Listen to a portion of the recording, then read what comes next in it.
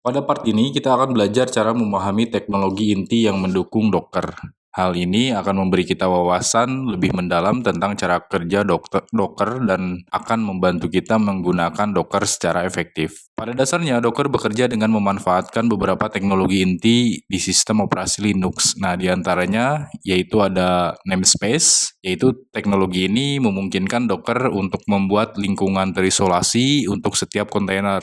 Nah, jadi setiap kontainer memiliki namespace sendiri untuk proses ID, network interface, mount points, dan lainnya. Hal ini memastikan bahwa kontainer satu sama lain tidak saling mengganggu. Nah, kemudian pada poin kedua itu ada cgroups atau control group. Cgroups ini digunakan untuk membatasi dan mengelola sumber daya yang digunakan oleh setiap kontainer, seperti CPU, memori, dan disk input-output.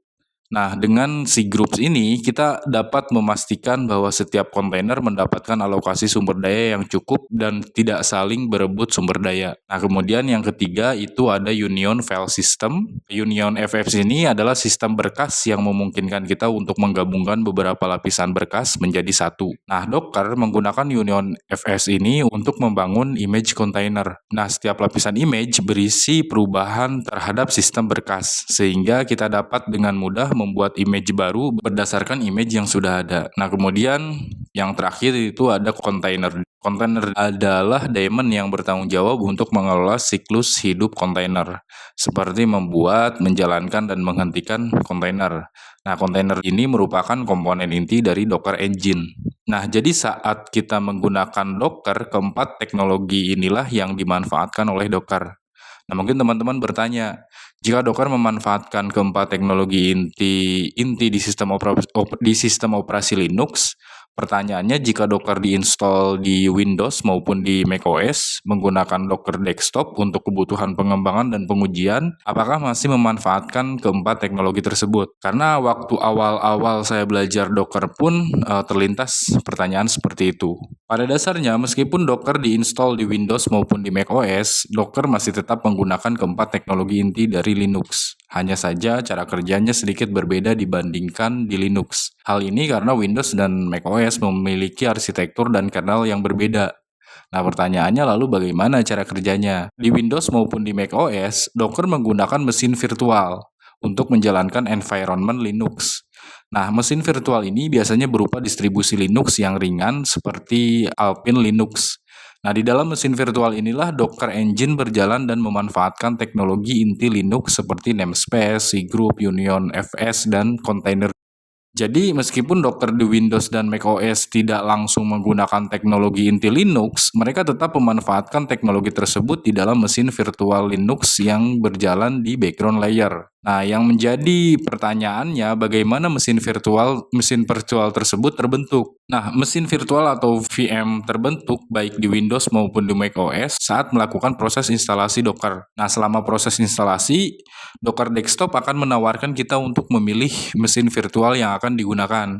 Nah, biasanya pada Windows biasanya memiliki opsi untuk menggunakan WSL 2 atau Windows Subsystem for Linux 2 atau Hyper-V.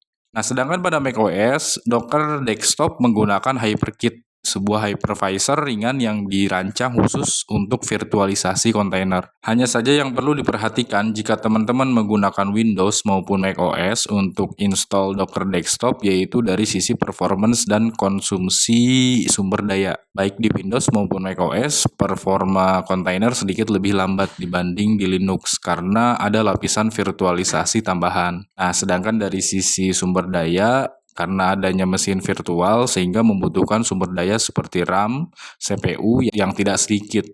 Nah, untuk itu teman-teman yang menggunakan Windows dan macOS perlu spek yang mumpuni. Berikut adalah diagram arsitektur kontainer Docker. Nah, komponen-komponen utamanya yaitu yang pertama itu ada hardware, yaitu perangkat keras yang mendasari seluruh sistem. Kemudian ada namespace, cgroup, dan Linux kernel, yaitu teknologi inti Linux yang menyediakan isolasi dan manajemen sumber daya untuk kontainer. Nah, kemudian yang ketiga ada storage driver yang di dalamnya misalkan ada Union FS atau Union Union File System untuk mengelola penyimpanan image dan layer kontainer, termasuk implementasi Union File System atau sistem berkas bertumpuk lainnya. Nah, kemudian ada container atau container runtime. Container runtime ini yang bertanggung jawab untuk menjalankan dan mengawasi kontainer. Nah, kemudian ada manajemen interface, yaitu manajemen interface ini adalah antarmuka yang digunakan untuk berinteraksi dengan Docker, seperti perintah Docker run, Docker stop, dan lain-lain. Nah, terakhir ada containers, yaitu representasi dari kontainer-kontainer yang berjalan. Sebagai catatan, diagram ini lebih fokus pada arsitektur runtime container.